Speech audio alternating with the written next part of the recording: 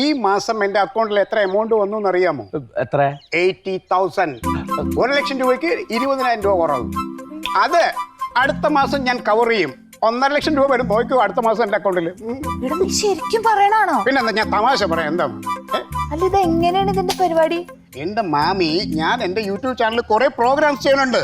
അതിൽ ഒന്നാമത്തേതായിട്ട് കുക്കറി ഷോയാണ്, മന്മഥന്റെ കഞ്ഞിയും കറിയും. അത് ഒരു പ്രോഗ്രാം. പിന്നെ സിനിമാക്കാരെ വെച്ചിട്ട് വേറൊരു പ്രോഗ്രാം ചെയ്യുന്നുണ്ട്.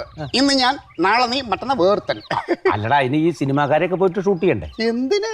സിനിമാ മാസിക ഇഷ്ടംപോലെ കിടക്കല്ലേ, അതങ്ങോട്ട് നോക്കും. അത് വെച്ചിട്ട് കലക്കി ഞാൻ പ്രോഗ്രാം അവതരിപ്പിക്കും.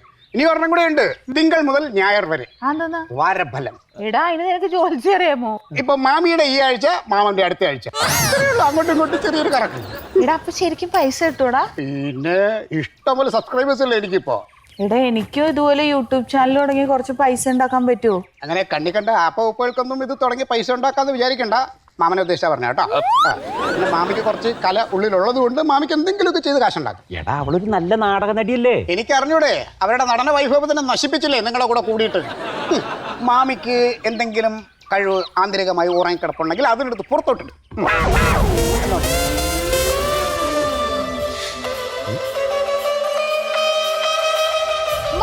കിച്ചണിലേക്ക് എല്ലാവർക്കും സ്വാഗതം. ആദ്യമായാണ് നിങ്ങൾ എന്റെ വീഡിയോ കാണുന്നതെങ്കിൽ എന്റെ ചാനൽ സബ്സ്ക്രൈബ് ചെയ്യണം. പിന്നെ ഇവിടെ ഒരു ബെൽ ബട്ടണില്ലേ, അതിൽ മുറുക്കനെ ഒന്ന് ഞെക്കണം. ഇന്ന് ഞാൻ ഉണ്ടാക്കാൻ പോകുന്നു. വന്നേ.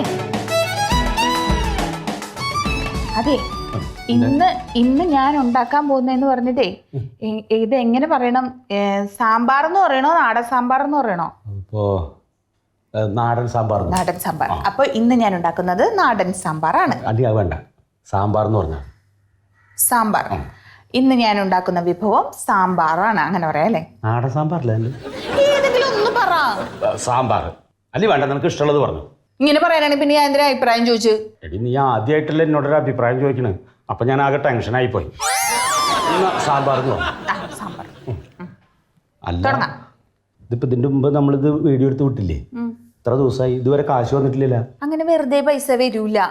അതില് ഞാൻ പറഞ്ഞതൊന്നും ക്ലിയർ ആയില്ല എന്നൊക്കെ ആൾക്കാർ അടിയിൽ കമന്റ് ഇട്ടെങ്ങനെ കണ്ടില്ലേ? അത് മാത്രമല്ല, നിങ്ങളുടെ അടുത്ത് ഈ തക്കാളിയൊക്കെ മര്യാദയ്ക്ക് കാണിക്കാൻ പറഞ്ഞിട്ട് കാണിച്ചാ നിങ്ങള്? എടി, അത് ഞാനിങ്ങനെ ക്രോസിൽ വെച്ചിട്ട് അവിടെ നിന്ന് ഇങ്ങോട്ട് വൈഡിലേക്ക് വരാനല്ലേ. ആ മന്മഥന്റെ വായിന്ന് ഏതാണ്ട് വാക്കൊക്കെ കേട്ട് പഠിച്ചിട്ടുണ്ട്. അങ്ങനെ പറഞ്ഞുകൊണ്ട് നടന്നിട്ട് കാര്യമില്ല.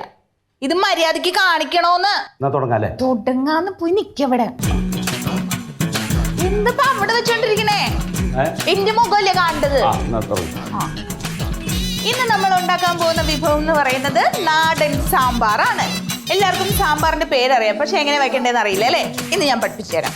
വെണ്ടയ്ക്ക ഇവിടെയുണ്ട്, മുരിങ്ങാക്കോല് വേണം, പിന്നെ ക്യാരറ്റ്, തക്കാളി, പിന്നെ പടവലങ്ങ ഇവിടെ ചേട്ടന് ഇഷ്ടമുള്ളത് കൊണ്ട് ഞാൻ എടുത്തു വെച്ചതാണ്. അതും ഞാൻ സാമ്പാറിൽ ഇടാറുണ്ട്. പിന്നെ ബീൻസ് 2 മാത്രം ഇട്ടാൽ മതി. പിന്നെ ഇവിടെ വെച്ചിരിക്കുന്നത് ഈ പൊടികളാണ്. പൊടികൾ എങ്ങനെയാണ് ചേർക്കേണ്ടതെന്ന് ഞാൻ പറഞ്ഞു തരാം. അപ്പൊ ആദ്യം നമുക്ക് അതിന് അടുപ്പ് കത്തിക്കണം.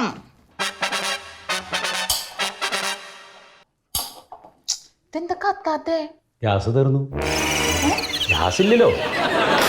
ഗ്യാസ് ഇല്ലാതെ പിന്നെ എന്തിനാ ഈ കുന്തം ഇവിടെ കൊണ്ടുവന്ന് വെച്ചേക്കണേ? നീ എന്നല്ലേ ഇവിടെ സിലിണ്ടർ കൊണ്ടുവന്ന് വെക്കാൻ പറഞ്ഞേ? സിലിണ്ടർ വെറുതെ വെച്ച കത്തോ? അത് എവിടെയെങ്കിലും പോയി എടുത്തോണ്ട് പോവാൻ.